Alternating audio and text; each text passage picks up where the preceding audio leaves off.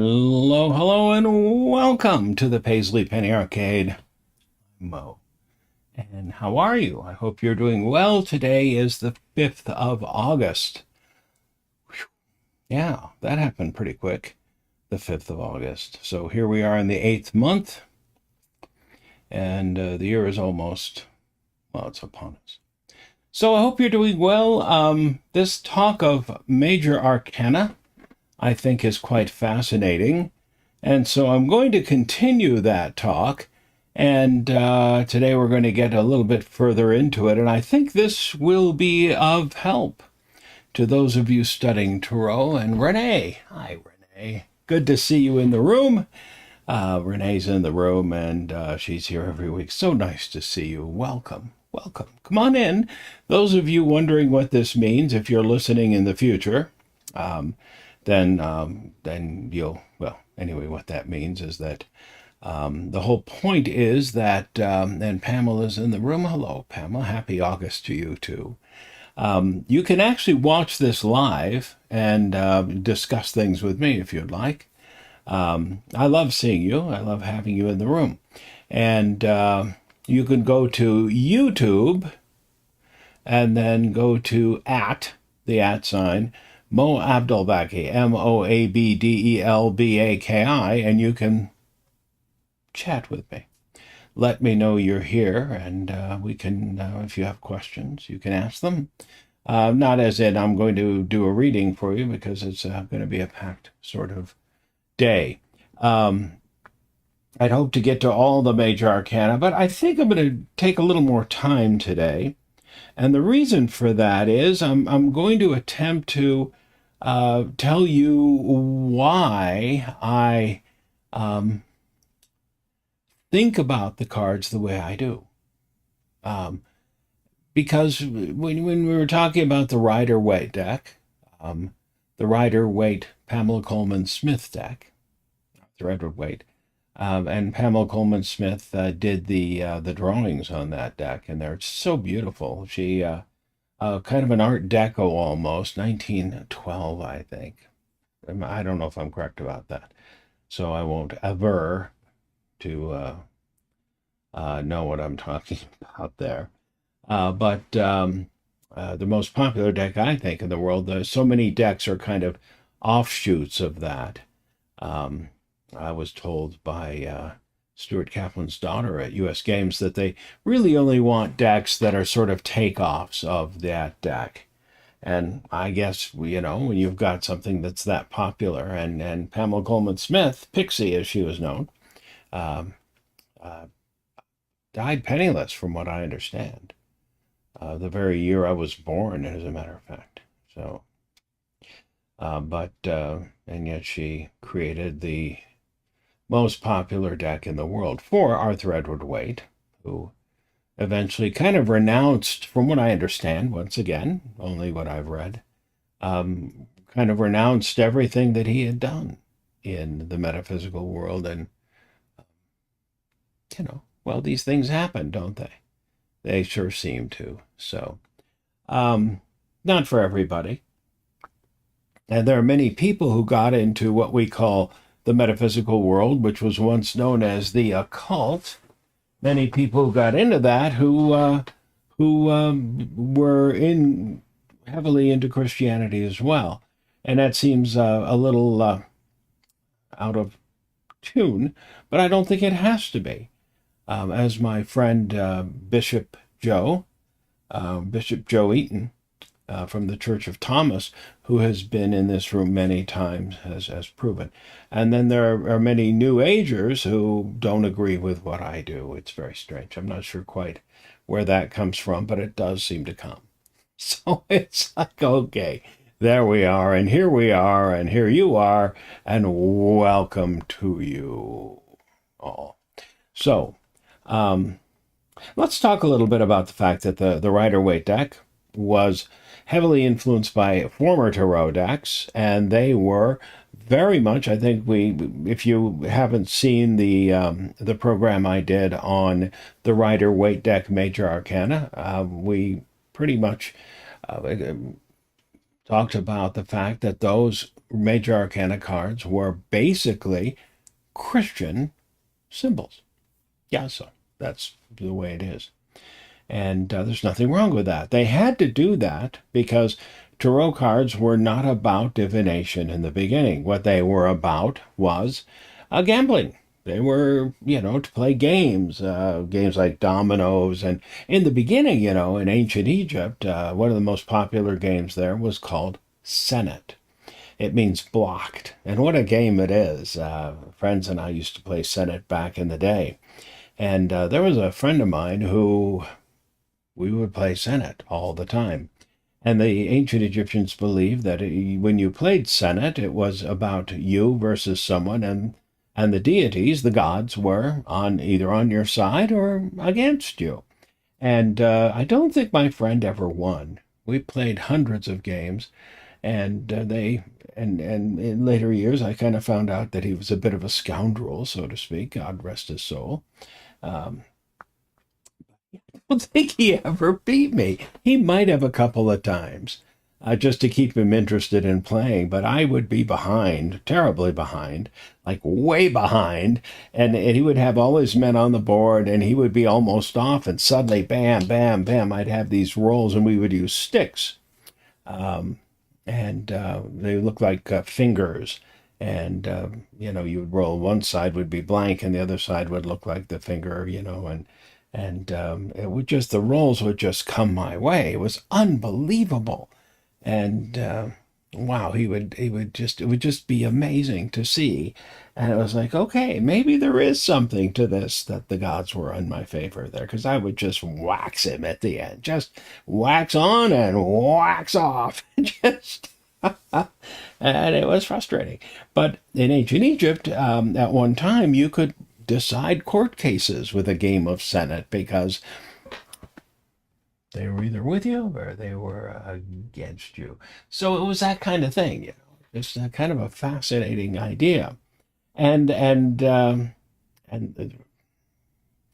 either believe or you don't. So later on, when people started gambling with cards, and we're talking, 13th century, the cards that we know as tarot, they began to manifest. And to keep from getting shut down, because the church ran pretty much almost everything. Let's see. Oh, Renee, and you're late. You were not that late, Pamela. You're not very late at all, as a matter of fact. Let's get down. They were smart. They used iconography of the church. Aloha, Lisa. I was thinking about you last night, wondering I hadn't seen you in the room for a while. Welcome. So nice to see you. And aloha indeed. If I had a plumeria lei, I would put it around your neck right now. I went to Hawaii once. That was a long time ago. And I loved it. Thought, man, I could just sit on a couch here for the rest of my life. Boy, did I like it. It's very nice. That's very nice. But and so that's why the iconography, the symbolism of tarot, had to blend in. And it was like, okay, let's make a set of cards that have, the fool was Tobias, and it just the empress or the priestess was Mother Mary, and blah blah blah blah all the way down the line. And when Aleister Crowley came along with his tarot about 1945, he was not so interested in getting along, because by that time the church no longer had. And well, first of all, when Arthur Edward Waite, he came along and made his tarot, he was doing something very conventional, very traditional. And Pamela Coleman Smith, she really, created the tarot that he wanted. And every card told a story. Every picture tells a story. Donut or donut. That was, we're not making donuts here. It's not early enough. And so really kind of amazing that people don't understand that. And one of the things about the Rider Waite deck that I think is quite fascinating is that the numbered cards, so on and so forth, um, are actually, and Waite knew this, and certainly Pamela Coleman Smith knew this, they have names, and those names are from the Golden Dawn, and they have names like the Three of Swords is known as the Lord of Sorrow, and the Five of Wands is known as the Lord of Strife. And I didn't mean to pick two kind of bummer ones, but let's see. Mahalo Mo. The internet connection is abysmal for me, so it's a miracle that I can catch you live. Yeah, yeah, and you're like 5 hours difference from the mainland, aren't you? It would be 6 here. So it's yeah, yeah. So and I think you are there, aren't you? But I'm so glad you're here. Nice to see you. Very nice.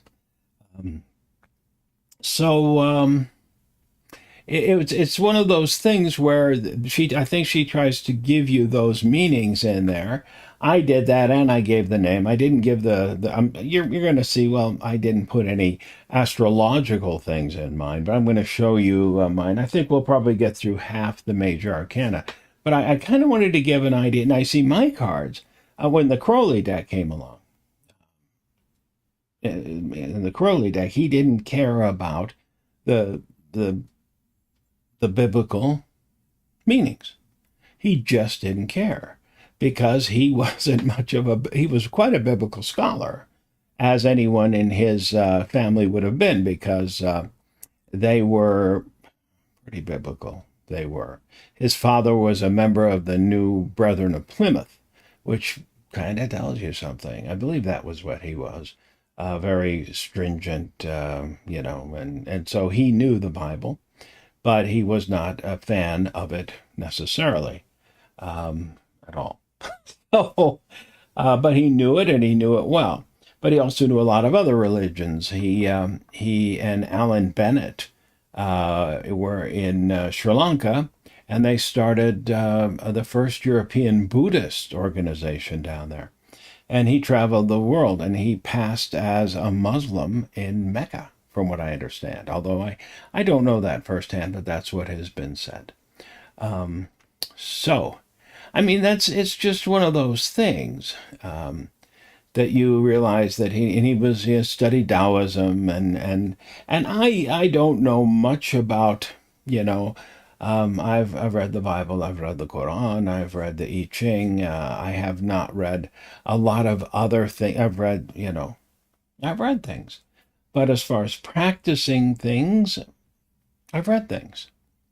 Um, I've read a lot of things, but as far as practicing things, I must plead to being ignorant about a lot of things.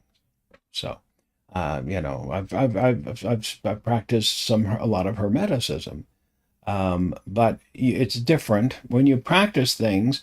You can get involved in them much more than I do. I'm sure there are a lot of people who would really, really argue that I'm a fool when it comes to many aspects of what I do. For example, there are probably a lot of people who would truly rebel against my dragon bead practice of using the I Ching, and yet it has been so incredibly accurate for me. It has warned me about things that I shouldn't do, that I should absolutely be aware of. It has helped me find certain paths that it's like, oh, Mo, you ought to do this, don't do that. And I've been working with divination, well, most of my life. And I believe that divination is a powerful tool, and that it guides us, and that it isn't something spooky. It's just not like that. That it's something that is very, very powerful and very, very strong.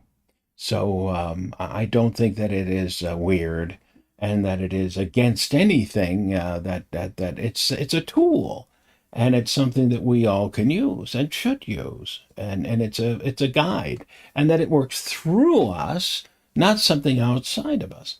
And so when I pick up the beads, and I ask a question, and I run them through my hands, And boom, I get an answer, and it takes me, and I think, oh my God, that's very clear indeed.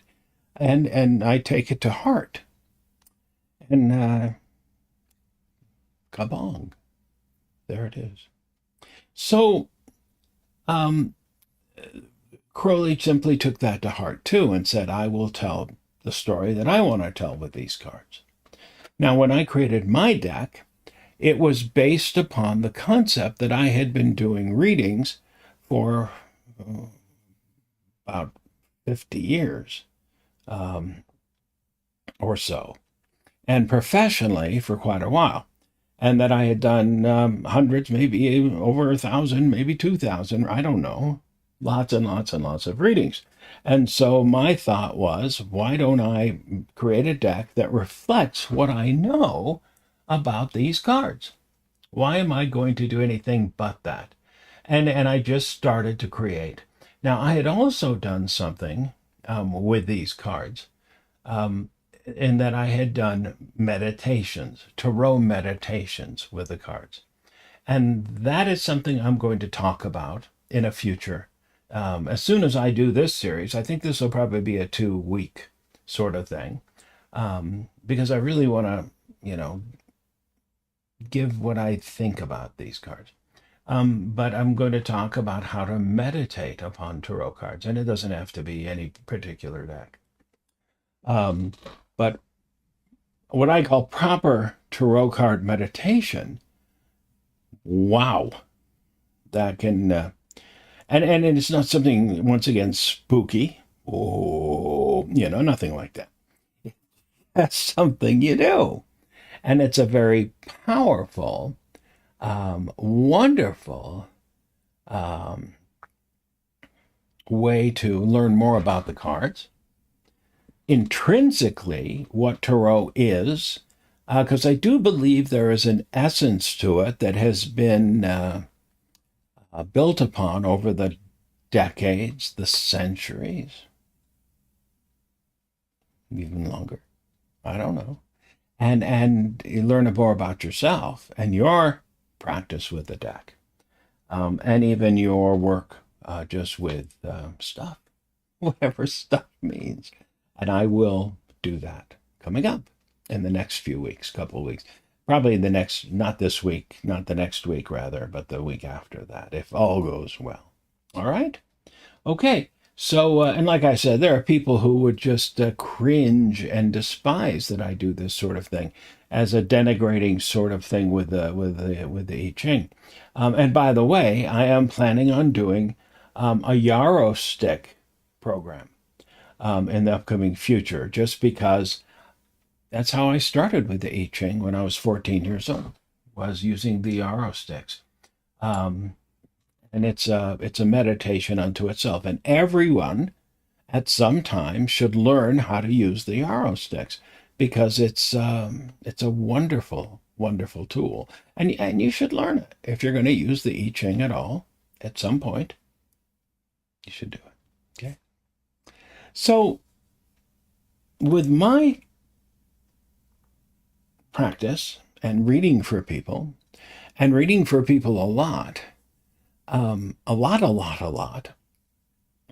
which, I mean, that's not brag. I'm just saying I read for a lot of people, and sometimes at parties, that's a great way. If you want to really hone your skill, what you want to do is you want to get gigs. And what I mean by that is you put yourself out there in the world and say, I'll do parties. And you get yourself, a weird outfit of some sort. And you maybe even like me, I used to wear a turban, not that I'm a Sikh or anything else. It's just, it was required of me by someone. It was really, she was a character. I loved her very much. She was just a character. And she made me wear a big sequin star, and when I went to her gigs. But I kept the turban because I learned how to tie it, and it looked pretty cool.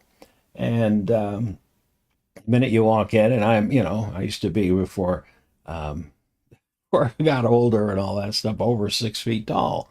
And so I'd walk in with this boom, people would hear a gong go off when I walked in the door in their heads, and it was dramatic. But more than that, I knew what the heck I was doing, and I could read, boy, person after person after person after person all night, and I did palms too, and it was just a hoot, just a hoot.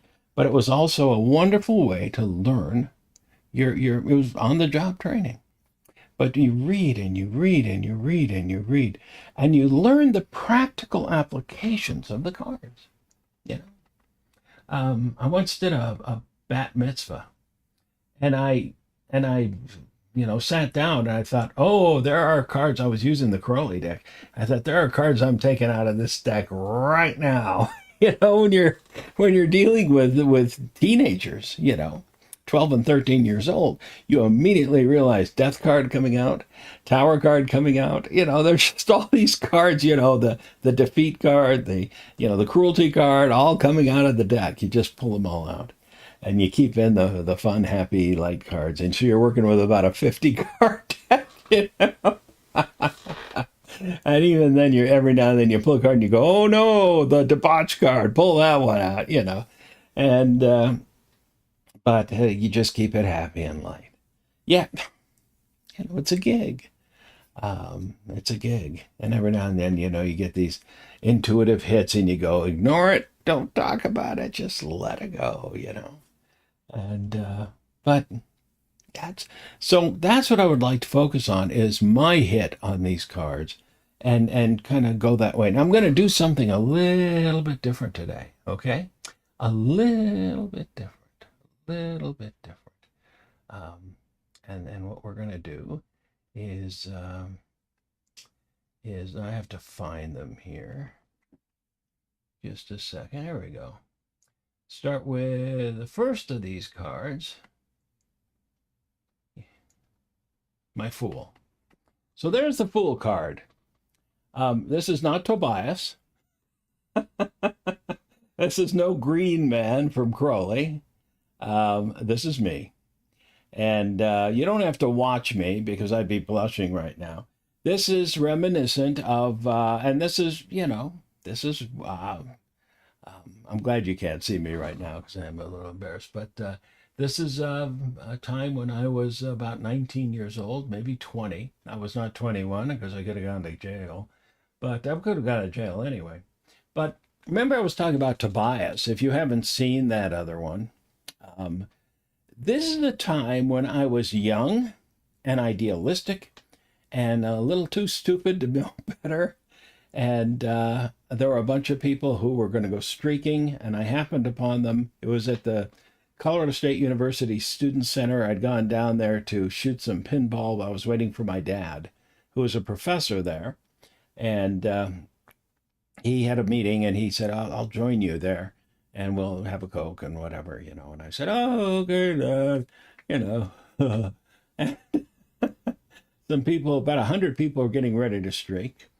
And so they said, do you want to go? And I said, I don't know. And the guy said, here, have some of this, that sort of thing. And I said, okay.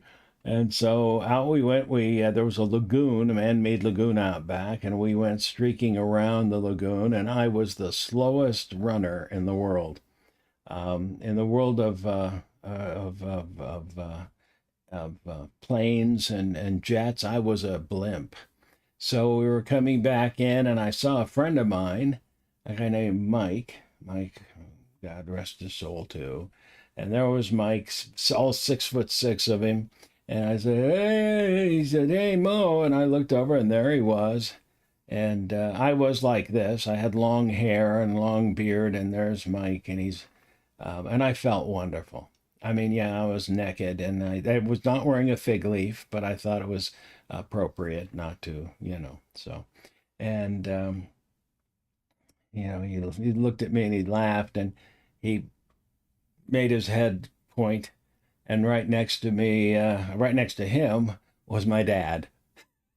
And I didn't know what to do, so I just flashed the peace sign, what else are you gonna do? And my dad, in the story of Tobias, you might recall that in the story of Tobias, He was with Raphael, who was an angel, and there was a dog. There's no dog here because there was no dog. You don't want to go streaking with dogs for obvious reasons, but that's a different story. So that was that, and my dad was my guardian angel because right next to him was a campus security guy and a policeman, and they knew him very well because everyone knew my dad, and they weren't about to arrest me because I was the last one to go in, and they just let me go because they knew my dad and they liked him. There's a story about that. I was at the senior kegger of my high school, and I had been drinking for a while, so I was inebriated. And the senior kegger, we were up at a place called Horsetooth Reservoir, right above Fort Collins. You should someday look up, wait till the program's over, and look up Horsetooth Formation, which is it's really cool looking. It looks like a horse's tooth. It's kind of, I grew up seeing it every single day of my life. And but up there at Horsetooth Reservoir, there was a little thing, and then we had the senior kegger, and we had been driven up there by a kid who was a Mormon, and he pretended to be drinking, but he kept his thumb over the bottle. It was a waste of a bottle of beer, but that's what he did. And so I had to use the facilities, which walked in, and the facilities were wet. I'll just put it that way. So I decided I was not going to stand there. I kind of climbed up and I went and stood. It was an outhouse. And so I stood on the thing. So I was kind of up on the seat. And suddenly I realized that I was casting a shadow against the wall. And I realized that someone had a flashlight on me. And I heard someone say, "Turn around, kid." And I thought, oh, this is not good. I am in trouble. And I said, "Can I finish?" And he said yes.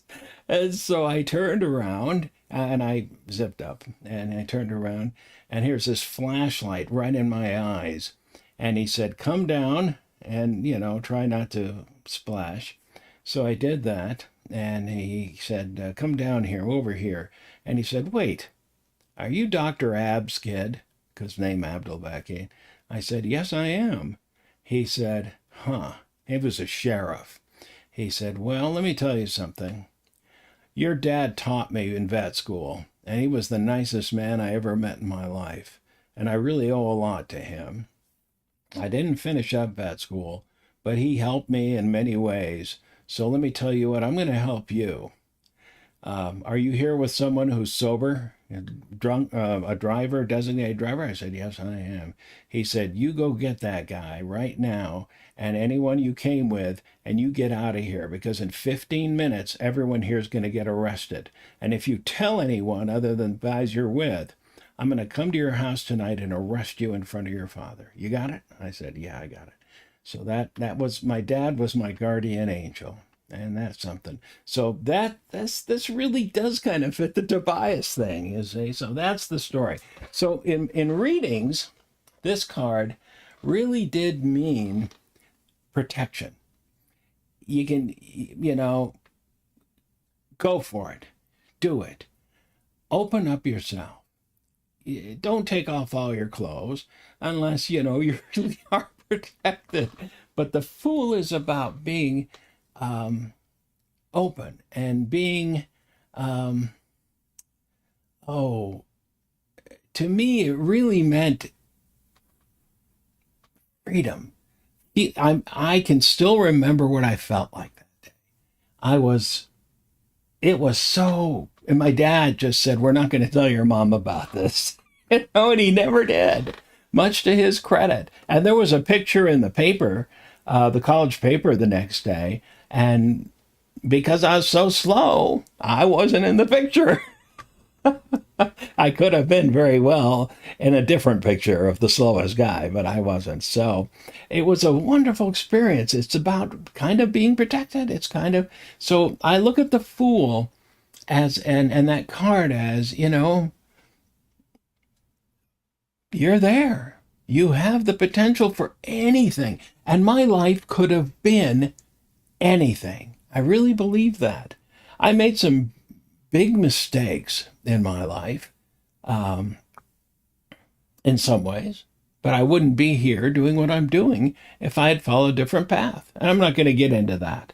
Um, it's easy to be a martyr when you look at the things that didn't work out, but it's also easier to just say, but I'm a survivor too, right? Would you agree with that? I agree with that. Okay. All right.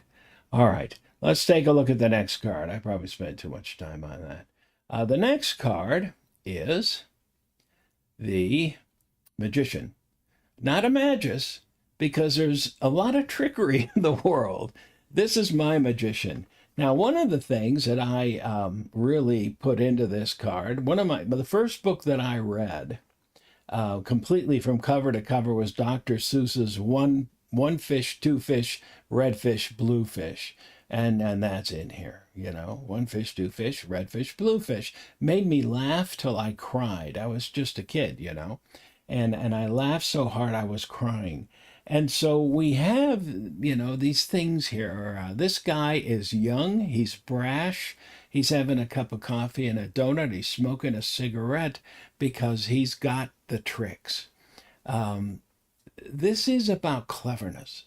First time I drew this card, I was 24 years old, and it was in charcoal, and it was after a dream. I woke up. I grabbed a piece of charcoal. I grabbed a piece of newsprint, and I drew this, and very crudely, very quickly. But this is about, and if you look at the coin, I think there's an eagle on there. Yeah, there is, because it's the eagle flies. It can be about money. It's ruled by Mercury. The Fool was ruled by air, the mind. So this is about wit. Do you trust the magician? Never. This is about magic. And magic can happen in many different ways. You never trust the magician.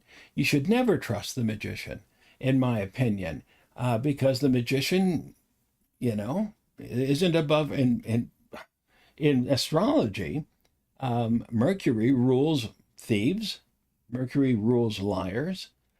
He rules a lot of things, and that's why I didn't make it the Magus, because the Magus is a very different sort of energy. Now, real magic can happen with this card, just as it can in Crowley's Magus, but other things can happen too, and that's chicanery, and that's all sorts of stuff.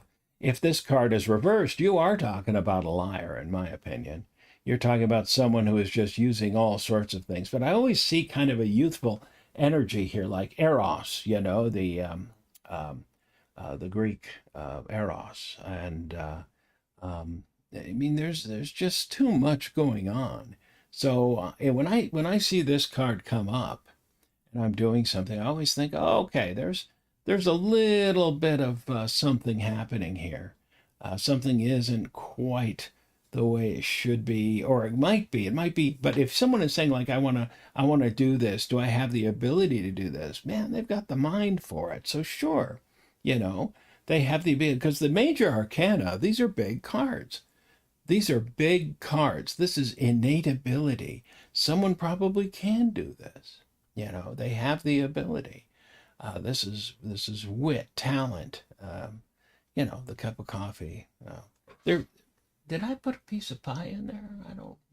I think that is a piece of pie up there.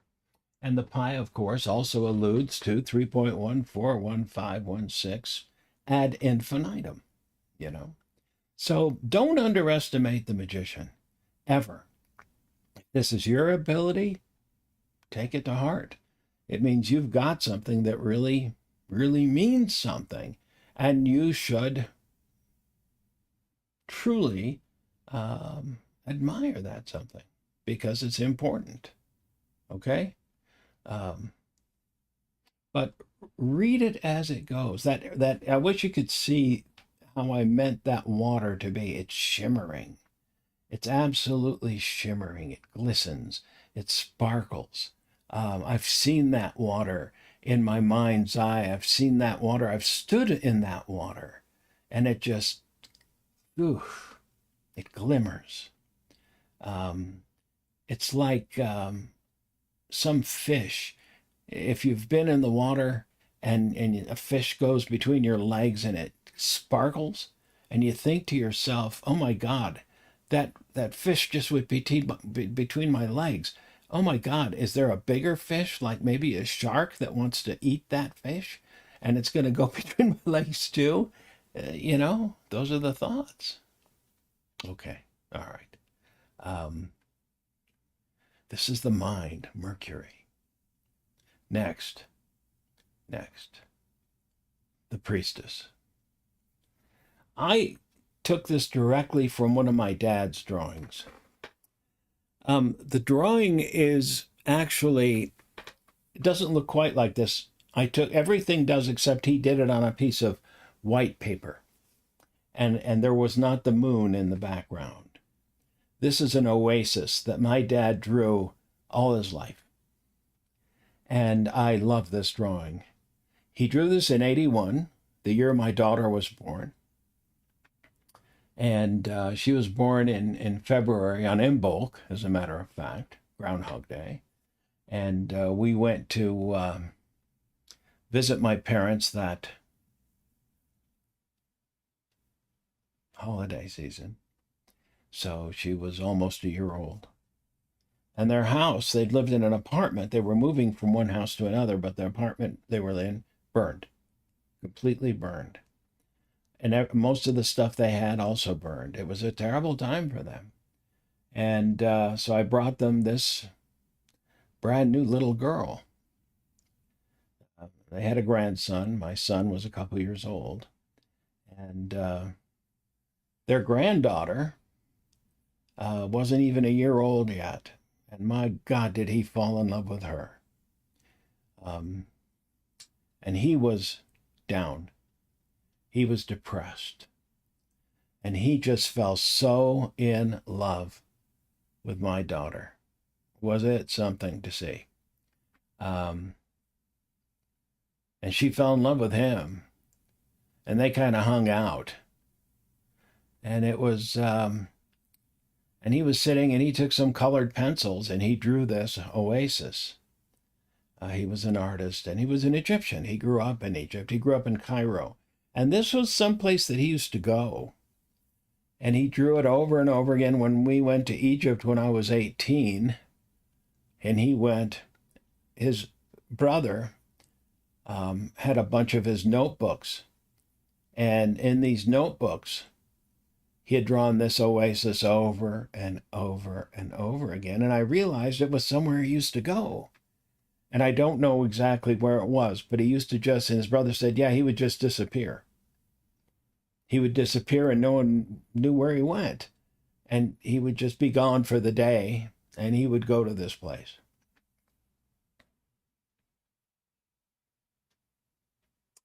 And I realized that it was a place where he went to heal.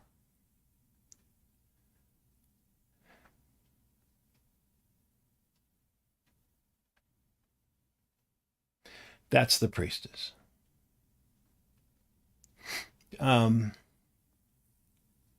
He needed healing. The priestess is sacred. I saw an oasis. You can see the oasis in old pictures. And in these old pictures, you can see the pyramids from this oasis. And yet I saw a thing that said there are like 5 oases or oases.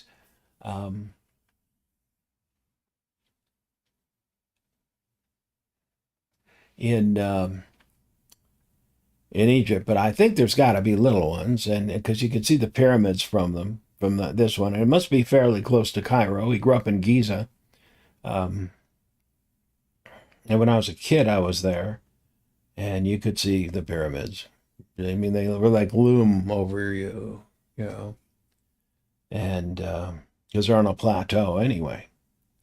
And so we were there, and one day he just drew this. And I said, God, that's beautiful. He said, do you want it? I said, oh, you bet I want it. Of course I want it. He said, here. And when I was thinking about the priestess and dates, are considered to be feminine because of their seeds. Just think about their shape and the way they look. Yeah. And they're considered feminine, and the oasis itself is feminine because it gives. Think Queen of Discs, the watery part of the earth, the Queen of Discs. And so the priestess gives. She gives. And let me go back to that picture. And we see the camel, the Hebrew letter Gimel, which rules this card, and the moon, which rules this card, the priestess. And camels come to these oases, and they are refurbished, they are renewed, and they are drawn to it. I won't get into more than that, other than to say that I always view the priestess as salvation, as a place that is important to us. I think in his mind, when he was tired, his name was Yahya Zachariah Abdelbaki. He was a good man, a decent man, and a distinguished man, and a brilliant man. And I sure loved him. And he sure loved me, even in my freakish, crazy years. He didn't take any pictures of me, which is a shame. I would love to have had some pictures of my freak years. But, and this is where he went. And I'm glad he put it down. But these places, it's just a remarkable card. And so when I see the priestess card, I think of that. It does represent Isis in her truest form as protector, as rejuvenator, as she rejuvenated Osiris. Okay, let's go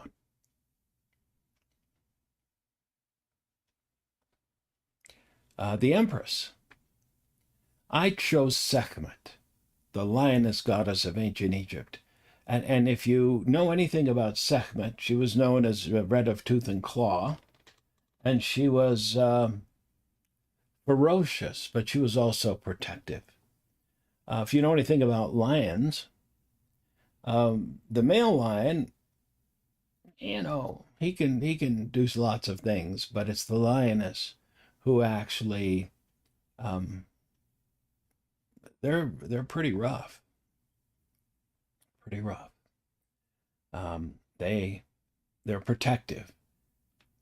They protect the pride. They work together, all the lionesses, to protect the pride. And they protect the cubs. And they need to protect the cubs because they hadn't won a World Series. I'm sorry. I just couldn't help that. But to me, man, if you know about the Empress, if you know about Sekhmet, it was because the Egyptians really watched nature, and they realized that female lions will present themselves to the male every 15 minutes for 3 days during mating season. That's devotion to the procreation of the species. They're ferocious fighters. If you've ever heard a lion roar in a zoo, there's nothing quite like it. It resonates and it vibrates through your body. I stood in front of a statue of Sekhmet for an hour and thought it was 5 minutes because I felt her ka, if you will. She was there. Protecting, providing, that's what I chose. I chose Sekhmet. And so that's what I feel. More than protecting the hearth, she protects everything. And you don't want to get on the wrong side of this energy if it's real. If it's the honest to goodness, and I'm not going to talk about reversals. other than to say that if it's reversed and you get on the wrong side of it, you're in some pretty big trouble. But this is what I see as true devotion and true love and commitment. Okay? I think that makes pretty good sense. No, not much more to say about that. I don't think there's anything in the West that even comes close to it. She was beloved and feared if one crossed her. And most people did not even consider crossing her. The Emperor. I've talked about lighthouse keepers a lot. This is a first-order Fresnel lens. The Fresnel lens is one of the great marvels of science and optics. Auguste Fresnel created his Fresnel lens, and nothing like it has really been. This is an incredible thing. You should look up Fresnel lenses. This Fresnel lens would be about, I don't know, 10 to 12 feet tall, and sends out horizontal beams of light up to 50 miles, straight out into the ocean. And the Emperor here is the lighthouse keeper on a foggy night, looking for anything that might be out there. And he does this all the time. And if it's snowy or sleety, he always cleans off the glass. They worked 24 hours a day, 7 days a week. That was their job. That was their calling. That was their duty. They were obsessive about it, because if they didn't do the job properly, people died. And that was how they lived. And they grew their own food wherever they were. They had to clean the brass every single day. I mean, it was one heck of a job. They usually had a lighthouse keeper assistant, and these people worked all the time because that was their job. And that's what any emperor does. They are in between nature and the people they serve. And that's what the job should be. They're not dictators. They're not presidents. They're emperors. They rule, but only by the grace of whatever is above them. Here, their job is very absolute and defined.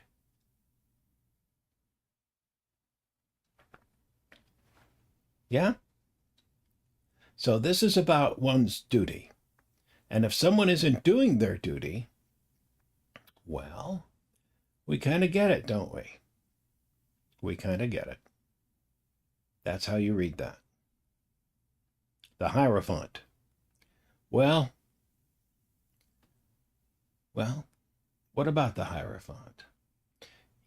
Hierophant means the illuminator of the sacred. The illuminator of the sacred. And here's this guy.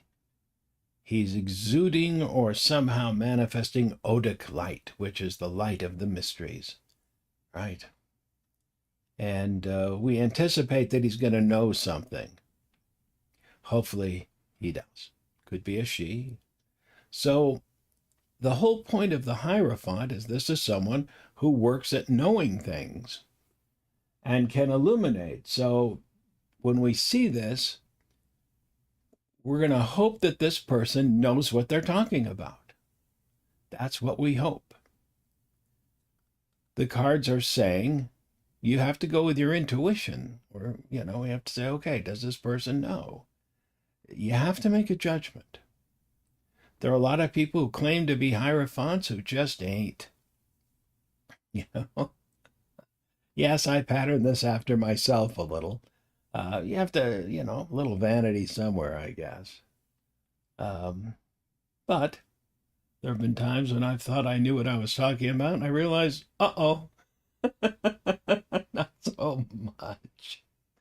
Not so much. You try. You hope. You think you know what you're doing, but you maybe don't, right? But this is just, you know, you have to work at it. You have to work at it. I knew a friend. He was a sleight of hand magician, probably the best coin magician I've ever met. And I've met world famous guys. And this guy was amazing. He could just skew your mind. You'd think, what am I seeing here? And he used to practice a trick 5,000 times before he ever showed it to anybody. And I mean anybody, even fellow magicians. 5,000 times in front of a mirror. That's what it takes to do anything really well. I'm just saying. The Lovers. I patterned this after Marie Curie and her husband, Pierre. I mean, when two people come together and they share the right kind of love, something happens. Something miraculous happens. It can be alchemical, like in the alchemical romance of Christian Rosencrantz. It can be, you see, radioactive. Yes, yes. The Hierophant is Taurus. I happen to be a Taurus, so, you know, ta-da. I'm joking. This is Gemini. But when two people come together and they create something, something happens. The Curies ushered us into the radioactive age, didn't they?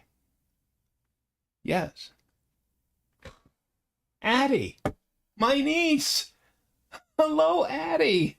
I am so happy to see you. Welcome. Welcome to the room, Addie. Say hello to your pop, would you, and your siblings. I love you so much. How nice to have you. So nice to have you. My niece, Addie, she's so smart and so beautiful and so wonderful. Nice to have you here. So you've got this deck at home, Addie. You can, you know, play the home game. So the Lovers here, when two people have the right energy, but the Curies marched us into the new age, whether it was good or not. I mean, who knows? Radium. We wouldn't be able to see our watches at night. I'm kidding there. We use something called tritium now. It's much less radioactive. Do you know that her crypt is lead lined because her body is still highly radioactive? She and Pierre were madly in love, or at least she was a very highly amorous woman. Pierre unfortunately died in a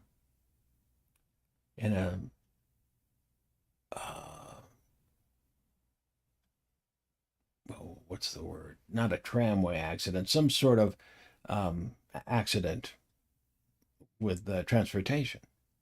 Yeah. But, and their daughter also won a Nobel Peace Prize. And he wasn't even president. She, not he. She was not even president. You'd think. So, this being Gemini, it's about a lot of things. But I always read this as coming together and creating something remarkable. It's more than just love. It's not just about love. People see this and they think it's just about love. It's a lot more than love. It's much more than love. It's about the creation of something. Oh, thank you, Addie. Yeah, miss you too. Miss you a lot. Hope you guys, I was going to say you should come out for the summer, but I think summer is almost over. Yeah. So always think about this as more than just lovers and creation. Okay? Something happening here. What it is ain't exactly clear. That's just a lyric. doesn't mean that. You know what? I'm out of time. So we made it this far. Let's take it up next week. I'll try and get through more and not be quite so verbose. But I think it's worth it because I'm able to get some stuff across. Now, what I'm going to do is I'm going to put the link to my cards. If you're interested in purchase, I don't know if you are or not. This is not a shill for for sales, but I am going to put the link. Now it's going to take a while for the video to process, but I'll put it this evening on the comments, a link to the site if you wish to purchase the cards. Okay? It's up to you. And they come from Hong Kong. I don't know how to pronounce it. Hong Kong. I won't stop being stupid. And we'll take this up next week, and we should be able to see it through the rest of them if I just stop being so long-winded. All right? Okay. To all of you, I wish you peace, and I wish you love. Be safe. Have a wonderful week, and have a good time. Thank you for being here. And thank you for watching. Those of you who aren't here, thank you so much for watching. And I hope you get a kind of feel for how I see tarot. And it's just very laid back. It's just what you see too. Okay? Bye-bye. I'll talk to you later.